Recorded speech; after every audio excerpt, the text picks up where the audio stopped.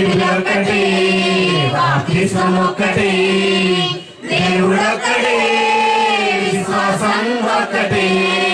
Bible ఒక్కటే, బాప్తిస్మం ఒక్కటే, దేవుడు ఒక్కటే, విశ్వాసం ఒక్కటే. కలిసి కట్టుకుండాలి, వాక్యంతో కలిసి ఉండాలి. క్రైస్తవులంతా భూమిని కలిపిందులు చేయాలి. బోధకులెందరూ ఉన్నా బోధ మాత్రం మారకూడదు. సంఘాలెన్ని ఉన్నా సత్యవాక్యం మార్చకూడదు. దేవుని ఆస్తుల కోసం పోరాటం మారండి. ఆత్మరక్షణ కోసం ఐక్యంగా ఉండండి. ఆ సంఘం ఎత్తబడదంటూ, ఈ సంఘం ఎత్తబడదంటూ, క్రీస్తు కొన్న ఈ సంఘాన్ని ముక్కలు చేయొద్దు. ఆ సంఘం ఎత్తబడదంటూ, ఈ సంఘం ఎత్తబడదంటూ, క్రీస్తు కొన్న ఈ సంఘాన్ని ముక్కలు చేయొద్దు. బైబిల్ కలిగిన క్రైస్తవులు ఏకం కావాలి. యేసు చేసిన ప్రార్థనకు న్యాయం చేయాలి. బైబిల్ కలిగిన క్రైస్తవులు ఏకం కావాలి.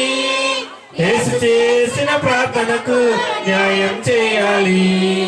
బైబిల్ ఒక్కటే, బాప్తిస్మం ఒక్కటే, దేవుడు ఒక్కటే, విశ్వాసం ఒక్కటే.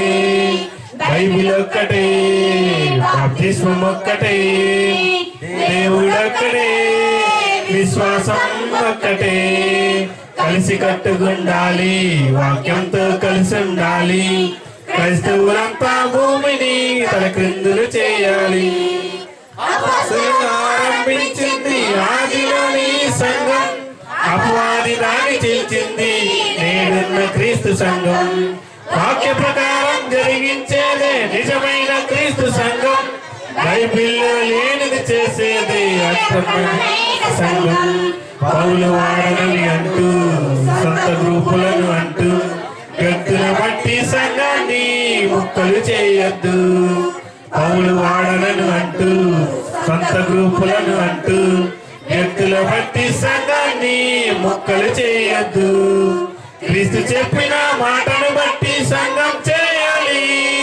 ఆచారాలను పక్కకు నెట్టి ఆరాధించాలి. క్రీస్తు చెప్పిన మాటను బట్టి సంఘం చేయాలి. ఆచారాలను పక్కకు నెట్టి ఆరాధించాలి. బైబిల్ ఒక్కటే, బాప్తిస్మం ఒక్కటే, దేవుడు ఒక్కటే, విశ్వాసం ఒక్కటే. బైబిల్ ఒక్కటే, బాప్తిస్మం ఒక్కటే, దేవుడు ఒక్కటే, విశ్వాసం ఒక్కటే. కలిసి కట్టుకుండాలి, వాక్యంతో కలిసి ఉండాలి.